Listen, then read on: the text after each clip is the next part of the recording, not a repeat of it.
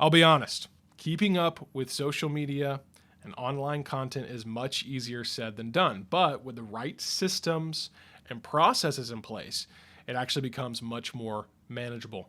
Welcome to Church Media HQ, your church's one source for graphics, websites, videos, and all things creative. I'm Luke Clayton. Thanks for being here.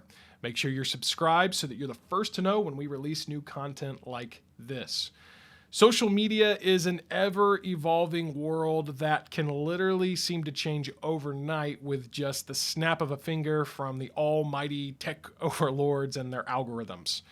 So my recommendation for social media is very similar to what a financial advisor may tell you to do when it comes to investing in the stock market. Just be consistent. The market is going to change, but with consistency over time, you're going to yield a return. As a church, you're probably not going to post anything on social media that's going to go viral, but consistent online content, it not only builds credibility, but it can help with getting you discovered online. Social media works best with a combination of predictability and then spontaneity. For example, your Instagram and Facebook feed, that can be scheduled. You can schedule out and plan what you're going to post on your actual feed with Instagram and Facebook and Twitter. But then your stories can be a little bit more random, and because that's how stories are designed to be on Instagram, for example. So now we're going to focus in the rest of this part of the series. We're going to focus on that predictable content. We're going to give you an idea of a template, if you will, for posting in your feed 2 to 3 times a week at your church. And you've actually already got the template because it's the 3 emphases that we keep coming back to that is serving as a framework for each of these avenues of media. So first, let's talk about your worship. Well, this is very obvious. You can post your weekly worship service reminders to social media. There's nothing wrong with this. As your week comes to an end, Friday, Saturday, hey, we'd love to see you in church tomorrow. Have a nice little image to go along with that. Maybe an image of your upcoming sermon series or, just some type of image. It really doesn't matter. Just something that might potentially stop the scroll, engage people, and lets them know and reminds them that church is coming up. When it comes to your teaching, well, like I said, you can post a sermon series graphic to say, hey, here's what's coming up. Here's what we've been talking about. We can put that on our social media. And we can also remind people that, hey, the latest episode of our podcast has dropped. Go check that out. We can put on Instagram, we can say, hey, check out the website, the link in our bio to listen to that. Or if you're on Twitter or Facebook, you can directly post the link there in the caption. But again, just a simple way to say, here's some content on our social feed that provides people with value because we're saying, hey, this is again our latest sermon there on our podcast.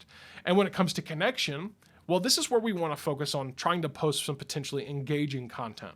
So, maybe something like a quote. It doesn't have to necessarily it can be a quote from your pastor's sermon, but it can just be a general quote in general, or a question or something like that. Or how about this, a scripture, because there's no shortage of that when it comes to a church context. You've got a rather large Bible, 66 books, and there's quite a lot of good content there that would maybe make for an engaging post.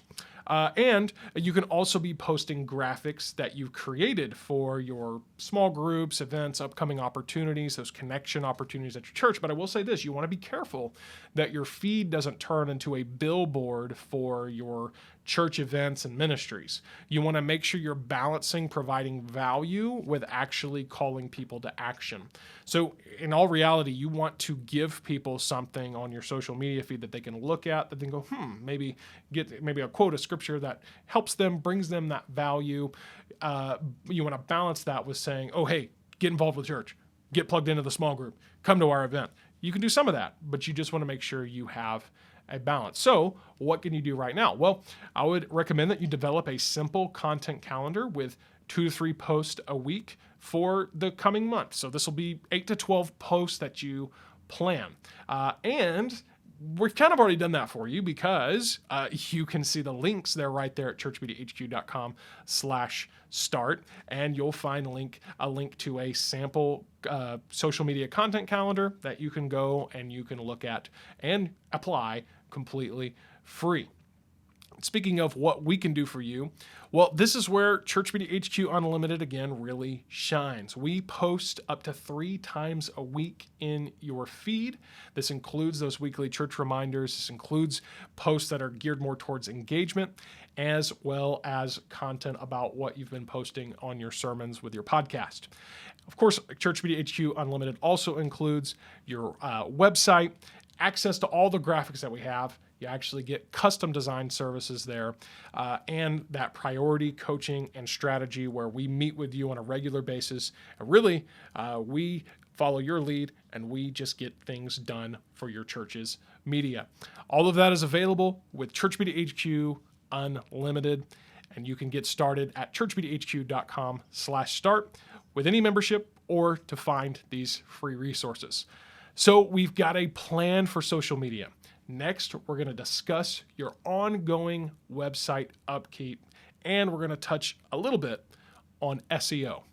We are your church's one source for graphics, websites, videos, and all things creative. And I'll see you next time right here on Church Media HQ.